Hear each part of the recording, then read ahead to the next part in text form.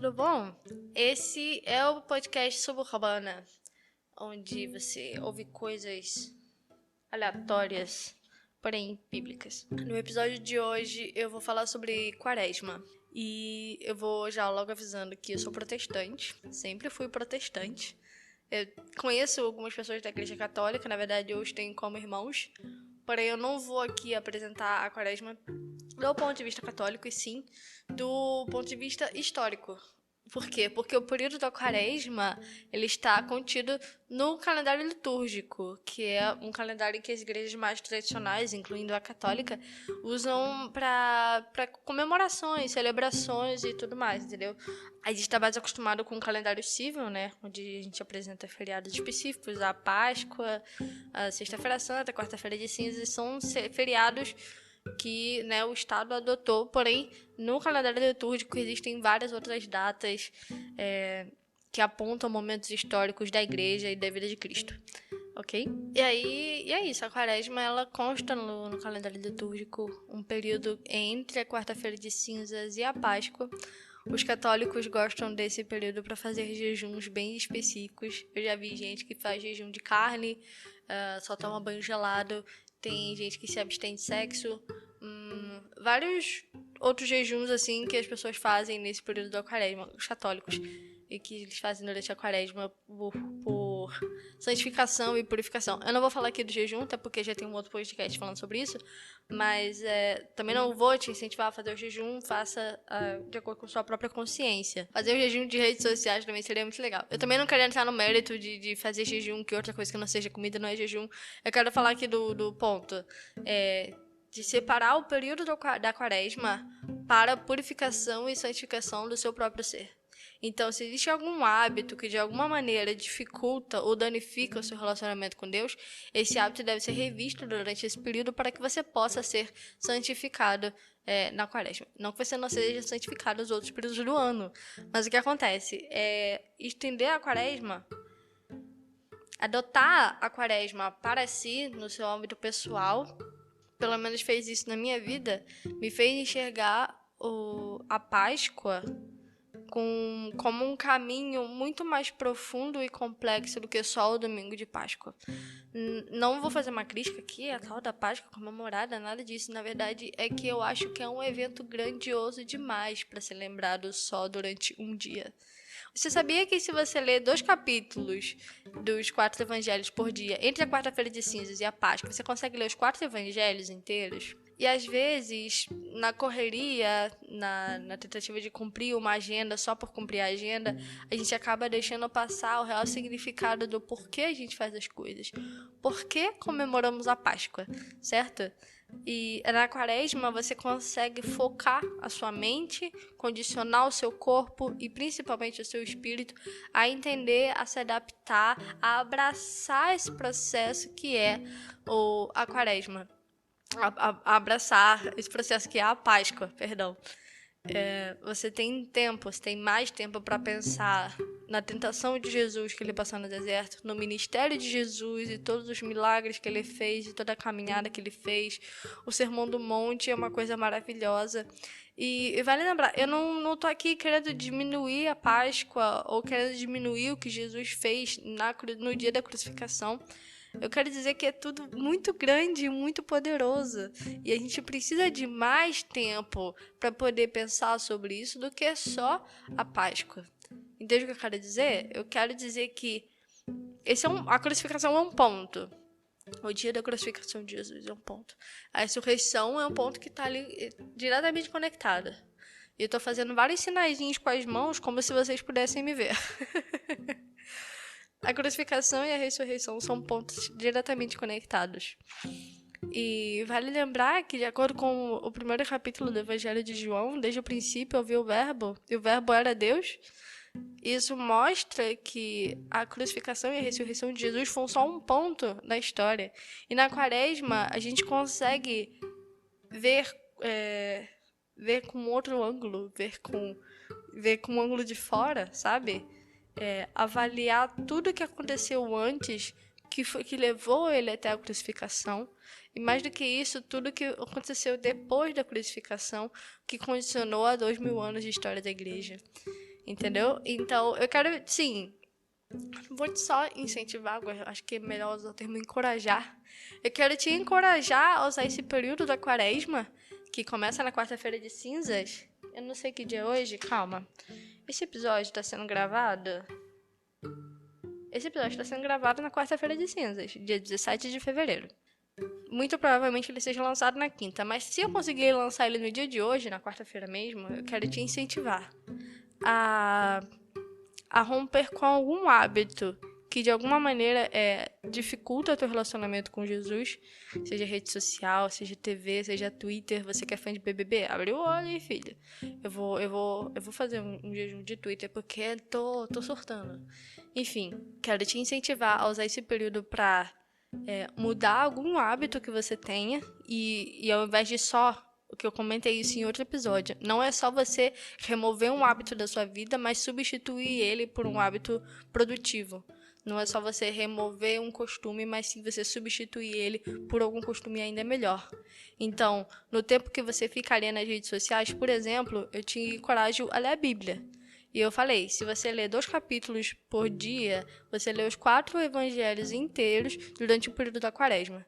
Então, ao invés de ficar nas redes sociais, vai ler 2 capítulos da Bíblia, entendeu? Vai orar, entendeu? Vai pensar a respeito da vida de Jesus, a respeito de quem Jesus é, entendeu? A vida dele é muito grande. Eu não sei se isso é o melhor jeito de explicar. Calma. Quando você para pensar que um Deus criador dos céus e da terra se despiu da glória para habitar-lhe um ventre, ele nasceu em carne, em cartilagem, né? Porque bebê geralmente é só cartilagem em água. Ele aprendeu a andar, ele teve que aprender a dominar a sua coordenação motora para falar, porque os bebês eles demoram um pouco para criar cordas vocais, para criar cordas vocais não, as cordas vocais estão ali, mas eles criar, a usar e usar de maneira coerente, entendeu? Ele teve que aprender a andar, aprender a cozinhar, talvez. Ele teve que aprender a lidar com madeira, ele também era carpinteiro. E ele teve que lidar com pessoas desde adolescente, ele lidava com pessoas desde sempre, ele lidava com pessoas, entendeu? E ele ensinou pessoas. O Sermão do Monte, não para mim, pelo menos, não é só uma bem-aventurança, é algo muito mais profundo. São normas de como você deve levar a sua vida. Bem-aventurados os que choram. Bem-aventurados os que choram. Cara, como assim? Eu tô chorando. Como é que eu vou ser bem-aventurado, entende? São coisas que às vezes a gente passa batida e quando eu paro pra pensar, na verdade, são muito mais profundas do que frases comuns, entende? E ele cruzou a vida de muitas pessoas. Tem uma passagem, Lucas 23, no capítulo 1, quando Jesus já havia sido traído e ele foi levado de encontro a Pôncio Pilatos. Por que Pôncio Pilatos? Só Pilatos. Então toda a assembleia levantou-se e o levou a Pilatos e começaram a acusá-lo, dizendo: encontramos esse homem subvertendo a nossa nação. Ele proíbe o pagamento de imposto a César e se declara ele próprio Cristo, um rei. Pilatos perguntou a Jesus: você é o rei dos judeus? Tu o dizes, respondeu Jesus. Então Pilatos disse aos chefes dos sacerdotes e à multidão: não encontro motivo para acusar esse homem.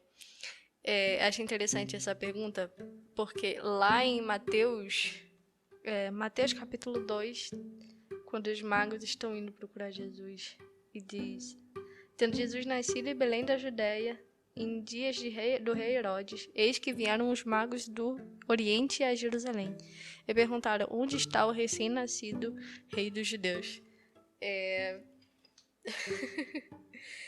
Quando ele nasceu, eles já sabiam que ele era o rei dos judeus. Quando ele estava para ser crucificado, eles sabiam que estavam crucificando o rei dos judeus. Não foi por engano, não foi à toa, não foi sem querer, não foi porque ele era um cara legal. Até porque não se matam caras legais, entendeu? Se matam caras que estão mudando a história. E ele mudou a história. Estamos aqui 2000 anos depois, meu amor. 2000 anos depois. Cheio de história da igreja para contar. Comentando sobre um evento. Um único evento. Entende porque, no meu ponto de vista, só a Páscoa, só o dia da Páscoa, é querer você fechar uma lente, sabe? Você fechar muito o espectro do que é a crucificação e a ressurreição de Jesus.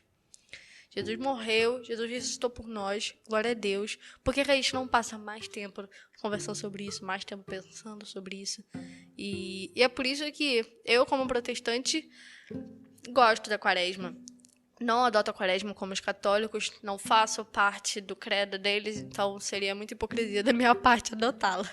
Porém, eu entendo, super entendo e admiro tudo que eles fazem durante o período da quaresma. Esse período de santificação, de purificação, de remir de fato a própria carne, de remir a conduta da própria vida, entendeu? E é por isso que eu tô refazendo esse episódio aqui, pra mostrar que não é só... Eu não quero apresentar só um ritual aqui, não quero apresentar doutrina, eu não quero apresentar dogmas...